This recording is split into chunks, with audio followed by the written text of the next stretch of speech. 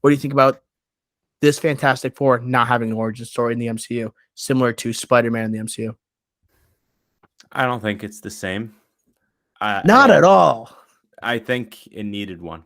I think if you're going to incorporate a Doctor Doom, which leaked photos of a potential post-credit scene in Wakanda Forever and maybe a spin-off show, rumors swirling, I think you need an in-depth backstory of these guys.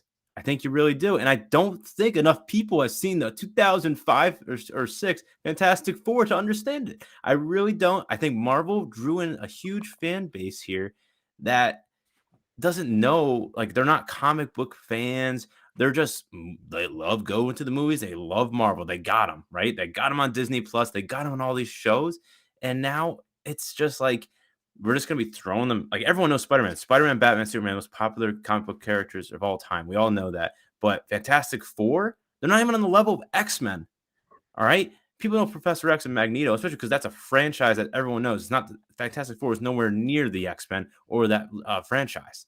If you don't do an origin story for X-Men, that's fine. But Fantastic Four, something quick and easy, like, that's so simple to do. And to not do it, I think, is a mistake, especially if you're doing a Doctor Doom spinoff show or Next Big Bad. But there's also rumors like the Fantastic Four, like is this going to take place? Are there origins even from this multiverse? Are they going to be from like a different era? Maybe they're from Earth 616, but it's also the 1960s is when they first appear alongside the likes of Hank Pym and Hope Van Dyne, not Hope Van Dyne, but her mother, Janet Van Dyne. Okay, the original Wasp. Okay, and how did they get to today? Like in today's modern time, like you have that. I feel like that has to be explained, and especially because the origin story is not necessarily the same when you go to Fantastic Four that we saw back in 2004, right? With Iron Grufford, Chris Evans, right? Michael Chiklis and Jessica Alba, and then going to Miles Teller, Michael B. Jordan, right? Type of Fantastic Four. There's different origins there. I Like totally forgot about that. I don't think it's as commonplace as people think to know the origin story of the Fantastic Four. If you tried to explain to me the origin story of the 2015 Fantastic Four, I could not do it. You want to talk about like Doctor Doom and like that planet that they go to and they continuously back and forth. I don't know that whole story. I feel like you have to do justice to a Fantastic Four origin story because they deserve it as Marvel's first family. We didn't all read the comic books. We weren't all there when Stan Lee is writing these in the 1960s. We have to know more about these characters. And same goes for the X-Men, like you were talking about. The X-Men, they all have different origins. Like that might be a situation where it's like, okay, maybe you have to go into like different sectors, tell different stories like throughout the X-Men movies on how certain characters, because you got to build up too many at one time.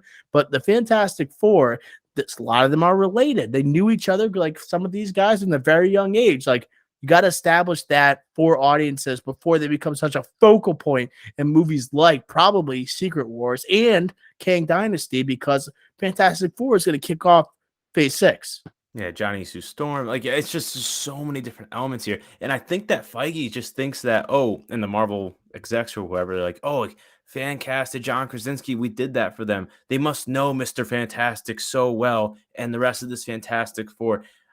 I just think, no, I totally forgot about the 2015 Fantastic Four movie. I was only thinking about the 2005 one. I honestly can't even tell you like what at all happened.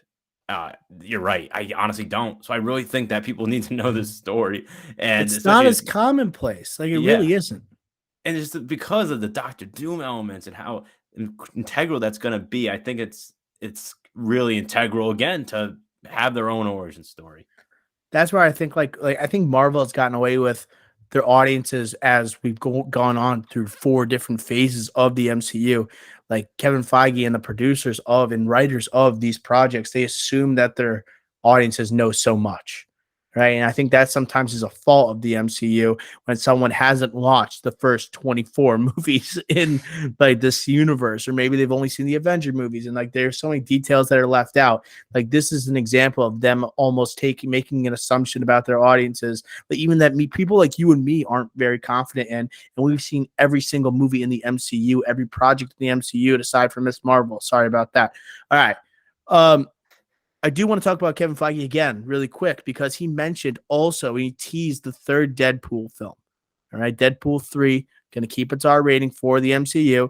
Kevin Feige said, quote, about the third Deadpool film, how do we elevate it in the way we've been able to do with Civil War and Infinity War and Ragnarok, talking about 3 different films and major franchises.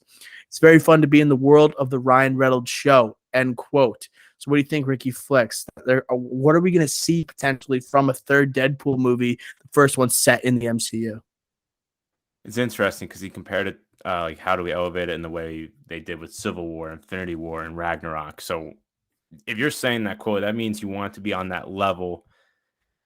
I just don't see that at all. Like, those are the 3 best, arguably the top 3 Marvel movies of all time right there.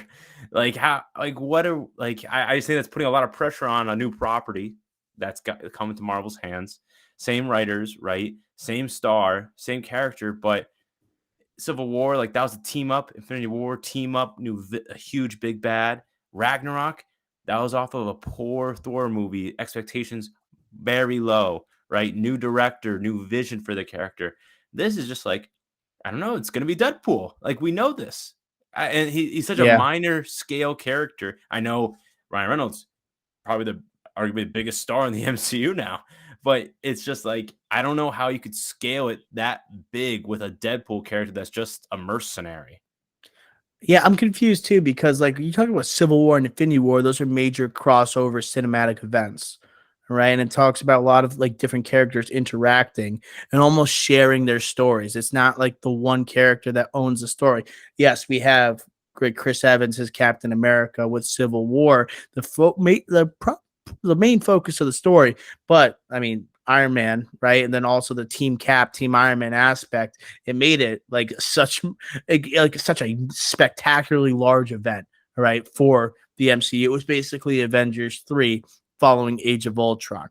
And then Infinity War, obviously an Avenger movie. Ragnarok, you can argue that's a total overhaul of Chris Hemsworth as Thor, but then also you have Valkyrie coming into the fold. You also have Hulk that's crossing over into this, right? So it just felt like a huge event as well. And then it was I mean, it has like Guardians of the Galaxy, a little bit of vibes going on right now, and it was Taika Waititi coming on board. It did feel really big. So what would happen with Deadpool to make it feel so like important, you know? And like, but like it'd be great if he like visits different parts of the Marvel Cinematic Universe. Maybe he goes on like this. I know he's talked about like a cross country road trip, and he like goes to meet all these different like heroes and Avengers in the MCU. I think that could be something special, and there'd be a lot of great comedy coming out of that. But how do you build a story around I Deadpool for think that? I You know think what I'm that just talking because about, though? yeah, yeah, yeah. It's still gonna be all about Deadpool because this is his entrance into the MCU. Right. That's where what I'm about to say is my only holdback of why I'm not totally confident in this. I don't think the road trip will work because that's too I think that's too much, and I don't think Marvel would ever accept that, even though I would love to watch that. But I was thinking this would be all right. You mentioned crossover events, right? That the previous 3 films were. We talked about a couple weeks back. Taron Egerton, Wolverine, possibly Deadpool Wolverine movie, Yo, I got a good idea for that. right? So I think if you establish that Deadpool was in the same universe as Logan, right? As like Hugh Jackman's Wolverine, he comes to the MCU universe and he's basically evaluating this new Wolverine and grading him against the old Wolverine from his universe. So it's like almost like he's gonna have a clipboard on him for most of the time. He's gonna be like grading his agility, his ability to work alongside Deadpool and like how he works with others and like just basically how he compares to Hugh Jackman. I think that would be such a gold idea. I don't think they'd ever do that. That's a little too like I don't Yeah, know. no It's way. a lot of pressure on the new Wolverine, but as long as they have a good sense of humor, it could work.